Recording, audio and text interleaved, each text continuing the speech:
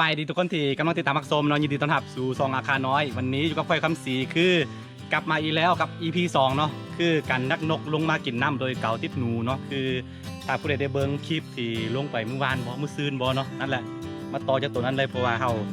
ได้เอาอันเก่าหนูเนาะทิ้งไว้ตามบ่อน้ำเนาะมื้อนี้เขากลับมาย่ามเบิ่งว่ามันมีนกติดบ่โอเคก็ให้ทุกคนติดตามยาวๆไปตอนนี้เนาะ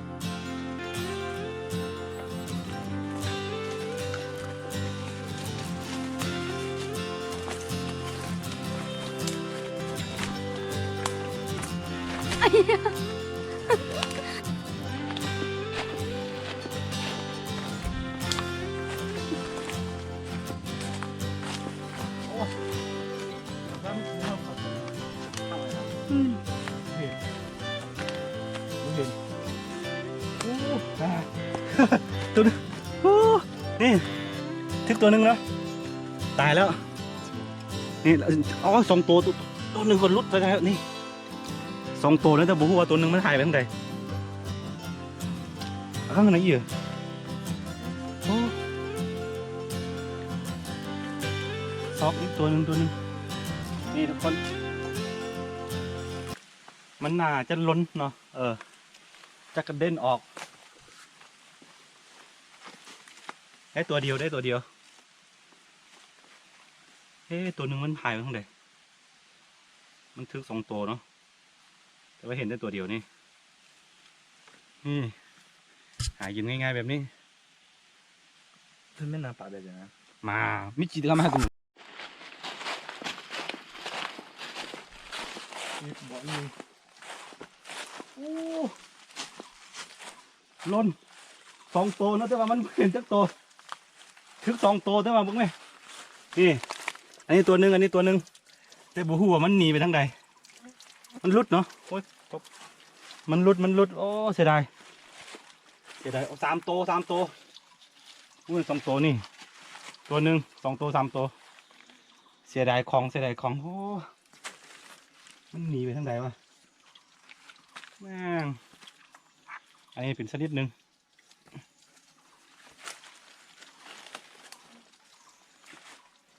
เสียดายอันนี้หลังที่สองเนาะเอาไอ้ตัวมีมันเซ็ตได้เหมือนหนาเอาทีมไว้ประมาณ10 กว่าอันเนาะแบบนี้16 อันเสียดาย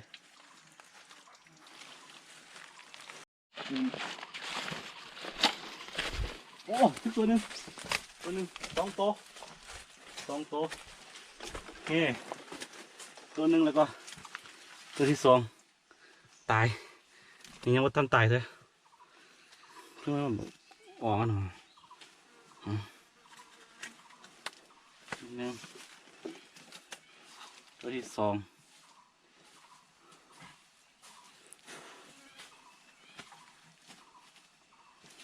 คือต้องเอาขนมันเอาปีกมันออกให้หมดเนาะท่านตัวอื่นเห็นแล้วมันสิบกล้ามากินโอ้ยเมื่อคืนฝนตกใส่แล้วก็เก่าในบ่ดีปันใดละ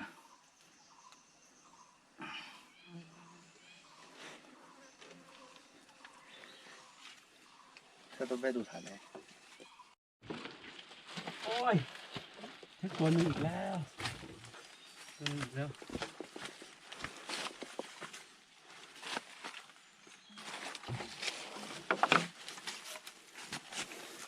นี่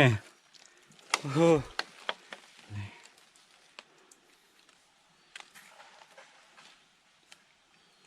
ตายเนาะพอตกในน้ำแล้วมันตายวันเดียวเลย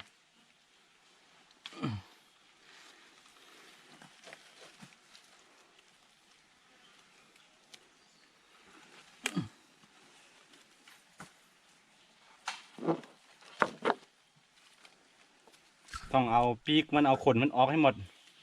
เพื่อกั้นตัวอื่นสิบ่ให้มันเสียมันกลัวเนาะแต่ตัวอื่นมันเห็นปีกมันแบบนี้มันบ่กล้ามากิน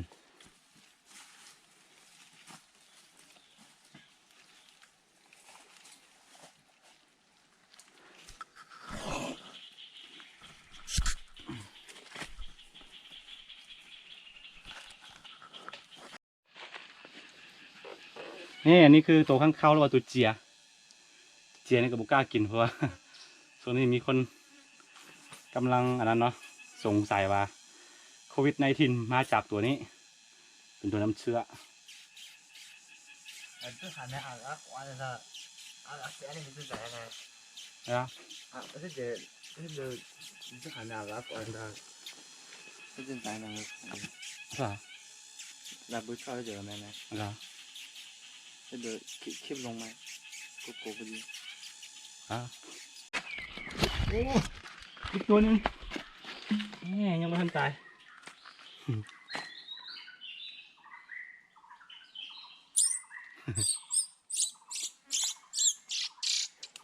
เฮ้ยหักละไม่ใช่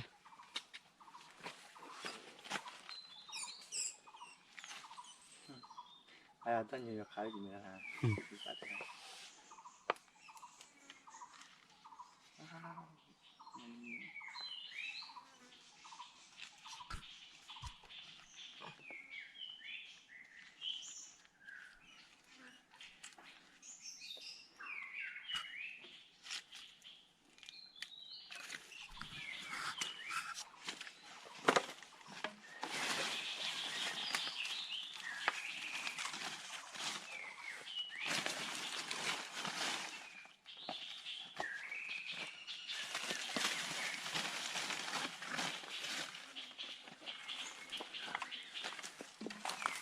你是他们一分。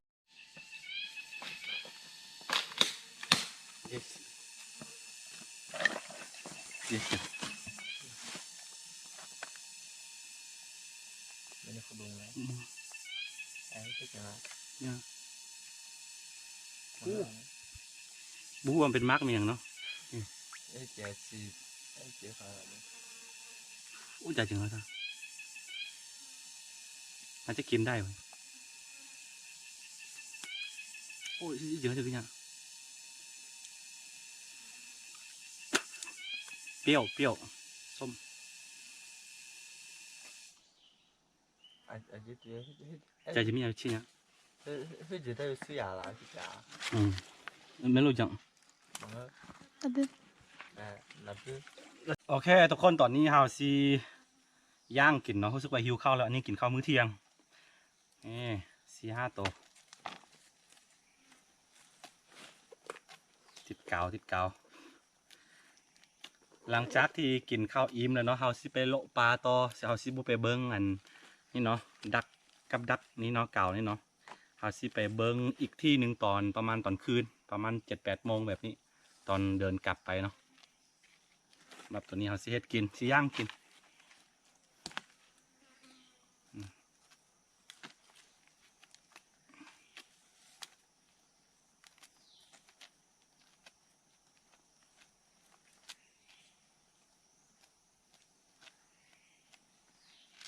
5 ตัวก็กินอยู่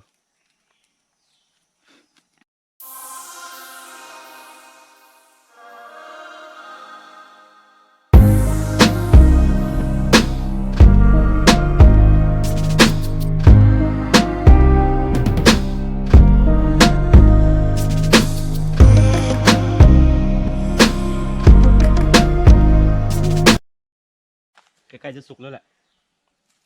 นี่นกอาหารบ้านๆจากปลาอีกประมาณ2 นาที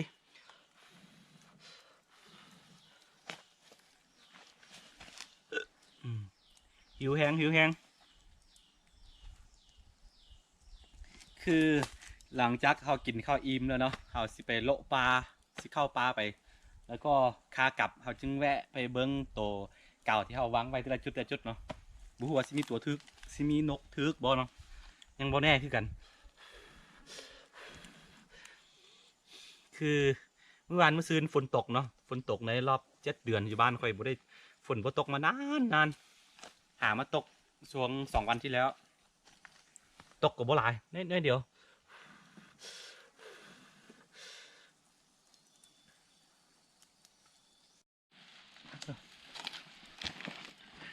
ละมันน่าจะสุกแล้วแหละ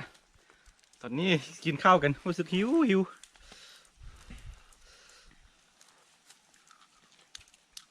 สุดยอดเดี๋ยวข้าวก่อน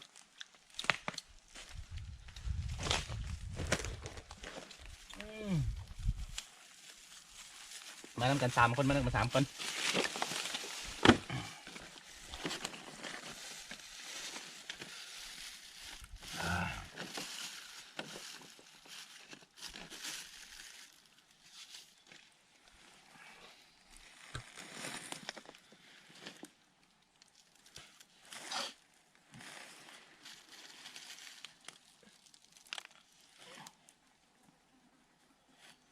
มากินข้าวมาเล่นได้กินข้าว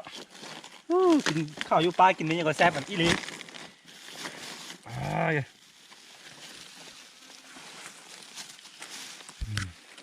หิวแห้งชิมก่อนครั้งแรกต้องชิม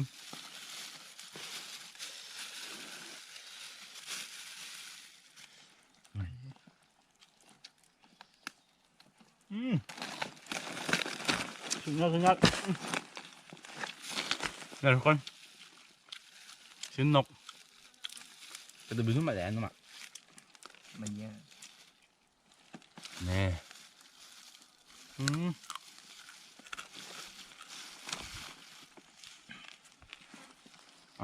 เราจะกล้องกินน้ำกัน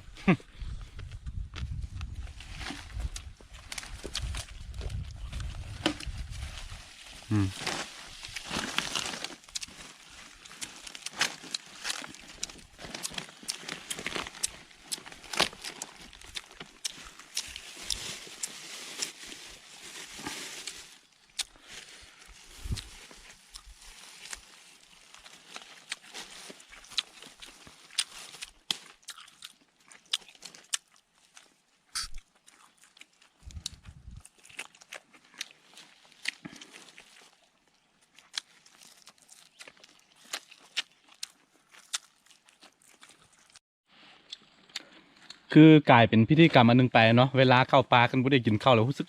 บ่ดีใจนะต้องกินข้าวแตงกินพร้อมเนาะเฮ็ดอาหารพร้อม เมื่อได้เข้าปลากันบ่ได้กินข้าวแล้วรู้สึกว่าขาดอย่างใดอย่างหนึ่งไป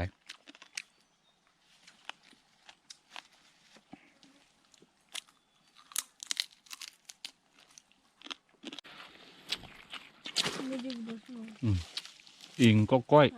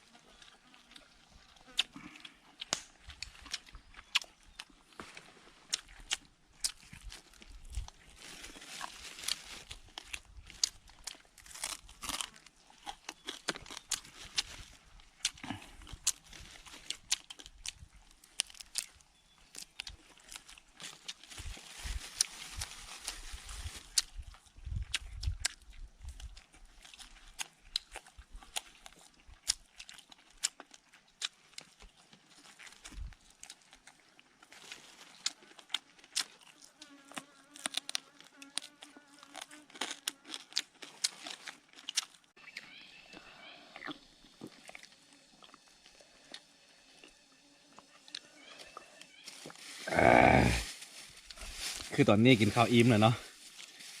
ต้องนั่งพักผ่อนประมาณ15 นาทีกินข้าวปลา เพื่อให้รักษากระเพาะให้สมดุลว่าช่วงหลังจากที่กินข้าวอิ่มแบบนี้เนาะกระเพาะกำลังทำงานเนาะกำลังปั่นกำลังอันย่อยอาหารต้องพักผ่อนอย่างน้อย15 นาที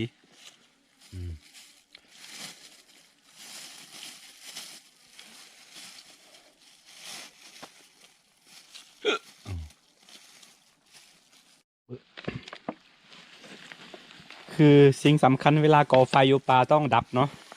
เพื่อว่าเดี๋ยวมันจะไหม้ปลา